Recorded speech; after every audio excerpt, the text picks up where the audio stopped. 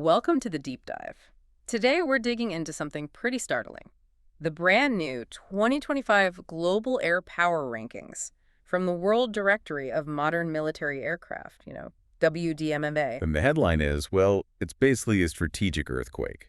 India has jumped to the #3 spot globally. Pushing China down to 4th, which, let's be honest, sounds kind of wild on the surface, doesn't it? It does, because we constantly hear about China's massive buildup. Right. Our sources confirm China's got something like 3,733 aircraft.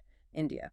Less than half that, maybe around 716. So yeah, on paper, it looks like a mismatch. So if WDMMA isn't just trying to grab headlines, there must be something different about how they're measuring power. It can't just be counting planes. Exactly. And that's what we need to unpack today. The metric they use is called the Truval rating, or TVR. TVR. And the whole point of TVR is to look beyond just the sheer quantity. It tries to measure actual usable capability. So it's not just a head count. What goes into this TVR score then? Think of it like a readiness audit.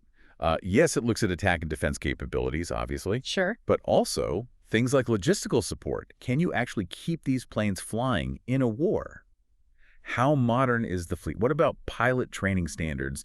And crucially, how much can a nation build or maintain locally? Ah, the local production capacity. That makes sense. So if you have thousands of jets, but they're old, or you can't get parts, or pilots aren't trained. Your Truval rating tanks. Yeah. The number of planes doesn't matter as much if they aren't truly ready or effective. Okay, got it. So looking at the actual scores, the U.S. Air Force is way out front, TVR of 242.9, no surprise there. Russia's second at 114.2. But then you get to the really interesting part, the gap between India and China. India scored 69.4 TVR. And China. 63.8 TVR. Close, but India is definitely ahead. So that difference, that roughly 5.6 points, that's not about having more planes. It's about how well they can use what they have. Precisely.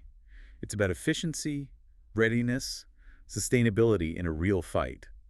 WDMMA is essentially saying India's current force, while smaller, is pound for pound more effective right now. Better trained, better supported, ready to go. And the sources suggest this edge comes down to mainly two things: the balance of their fleet and actual combat experience. Yeah, let's start with the fleet mix. WDMMA calls India's Air Force a balanced unit. What does that mean in practice? Well, look at the breakdown. Only about 31.6% are dedicated fighters, like their workhorse Su-30s. Okay. But then nearly 29% are helicopters, 21.8% are trainers, and almost 18% are drones and recon aircraft. It's a diverse mix. So they can do lots of different jobs simultaneously: transport, surveillance, ground attack support, not just air-to-air combat. Exactly. It gives them multi-domain flexibility, which the TVR calculation really values. Now contrast that with China's PLAAF. Yeah, and his approach is very different. It's heavily tilted towards fighters, a huge 52.9% of their fleet. Trainers, another big chunk, 28.4%. So very focused on air superiority and combat jets. Which looks great if you're just thinking about dogfights. But the TVR looks at the whole picture. What about electronic warfare support? Heavy lift, intelligence gathering. If half your force is just fighters, you might actually be less flexible overall. That heavy concentration could be a vulnerability in the TVR score. Could be, yeah. And then there's the sourcing angle too, right? Ah, yes, India's mix and match approach. French Rafales, Russian Sukhoi, American helicopters like Apache and Chinook. It's complex to manage, sure, but it gives them independence. If relations sour with one country or sanctions hit, they aren't completely crippled for spares or support for their entire air force. That operational resilience definitely feeds into a better readiness score, I'd imagine. It absolutely does. Yeah. But, okay, fleet balance gives India an edge on paper. The real game changer, the thing you just can't buy, is experience. Right. This is where India pulls ahead significantly, according to the report. They've actually used their air power in combat recently. China, well, they haven't had a major air conflict in decades. WDMMA specifically pointed to two key examples for India. There was the 2019 Balakot airstrike, which got a lot of attention. I remember that. But the sources seem to put even more weight on the more recent Operation Sindoor. Tell us about that one. It involved precision strikes, hitting infrastructure targets in Pakistan and Pakistan-occupied Kashmir. And the reported results were, well, pretty remarkable. How so? According to the data cited, the Indian Air Force achieved 100% hit accuracy on its targets. 100%. Yep. And crucially, they reported 0 aircraft losses during these operations. A perfect run, essentially. Wow. That kind of statistic, perfect accuracy, no losses, that speaks volumes about pilot skill, training, mission planning, everything, really. Exactly. That's proven competence under fire. That's the kind of real-world data that boosts a TVR score, something China, despite its huge budget, just can't demonstrate right now. And flipping that coin, the report apparently noted that Pakistan's air defenses didn't fare so well. Right. Those defenses rely heavily on Chinese tech surface-to-air missiles. Even their J-10C fighters are Chinese-made. And the report described their performance as futile in these recent engagements. Ouch. That's a pretty stark contrast. It really underlines the core TVR principle. Shiny new tech and big numbers are one thing, but proven performance when it counts. That's what India demonstrated, and that seems to be what WDMMA rewarded. Speaking of proving capability, the timing of this WDMMA report release was almost poetic, wasn't it? Incredibly symbolic. Just as this news broke, India's Tejas Mk-1A fighter jet completed its very first flight from Nashik. The Tejas, India's indigenous fighter program. Yeah, and the Mk-1A variant is significant. For years, there were real doubts internationally about whether India could actually design and build a modern fighter. I remember the skepticism. Well, the Tejas Mk-1A really puts those doubts to rest. It's more than just a plane. It represents a huge leap in their domestic defense industry, a step toward that goal of Aatmanirbhar Bharat's self-reliance. So what makes this Mark 1A version special? What are its capabilities?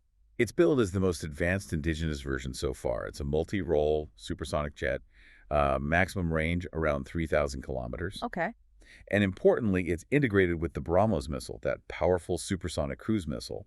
It can also carry anti-ship missiles like the Harpoon and has a weapon payload of about 5,300 kilograms, 8 hardpoints. Pretty capable. And the cost factor must play into the TVR's sustainability metric, too. Hugely.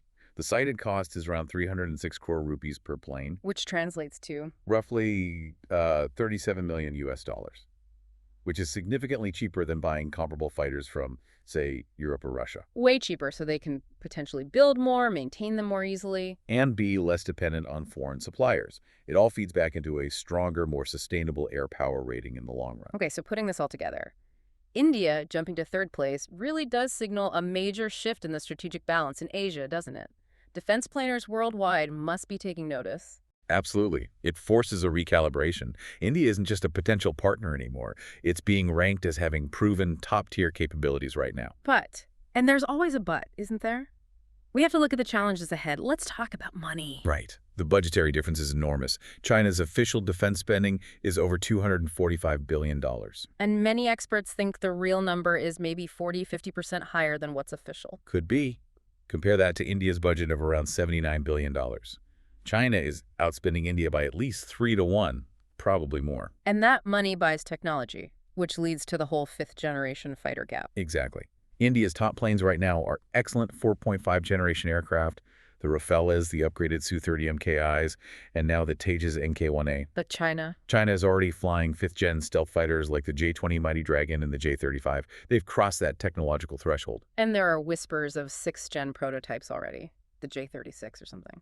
Reports suggest they're working on it, yes, which raises a big question about how long India's current TVR advantage, based on experience and balance, can hold up. So you're saying while India wins on quality and proven skill today, China's sheer quantity and rapid technological advances, especially in stealth, pose a huge long-term challenge. It's a persistent challenge, absolutely. And it's made tougher by India's own struggles to simply build up its squadron numbers. They're supposed to have 42.5 fighter squadrons. But they only operate around 30 currently. Right.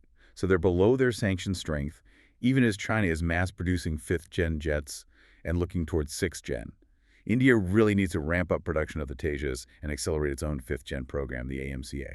So the bottom line for you listening, what should you take away from all this? Well, the 2025 WDMMA ranking is a fascinating snapshot in time. It shows that right now, things like operational experience, pilot quality, and having a balanced, well-supported fleet can actually outweigh just having more planes, even more advanced ones on paper. Quality over quantity, at least for the moment. A victory for proven capability. Definitely. And the Tejas Mk-1A arriving at the same time is a powerful symbol of India's growing self-reliance. But here's the provocative thought we want to leave you with. Okay.